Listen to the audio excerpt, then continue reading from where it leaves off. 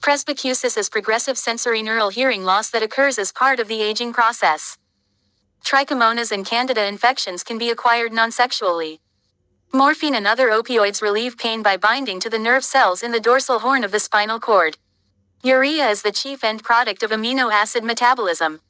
An immobile patient is predisposed to thrombus formation because of increased blood stasis.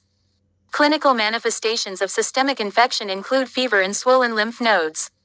The clinical manifestations of local infection in an extremity are tenderness, loss of use of the extremity, erythema, edema, and warmth. Elderly patients are at risk for osteoporosis because of age-related bone demineralization. Bruxism is grinding of the teeth during sleep. Insomnia is the most common sleep disorder. Cryoprecipitate contains factors 8 and 13 and fibrinogen and is used to treat hemophilia. To prevent dumping syndrome, the patient's consumption of high-carbohydrate foods and liquids should be limited. Fatigue is an adverse effect of radiation therapy. After a vasectomy, the patient is considered sterile if he has no sperm cells.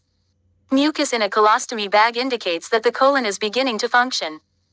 The universal blood recipient is AB positive. The universal blood donor is O negative. Before discharge, a patient who has had a total laryngectomy must be able to perform tracheostomy care and suctioning and use alternative means of communication. Associations for patients who have had laryngeal cancer include the Lost Chord Club and the New Voice Club. The three types of embolism are air, fat, and thrombus.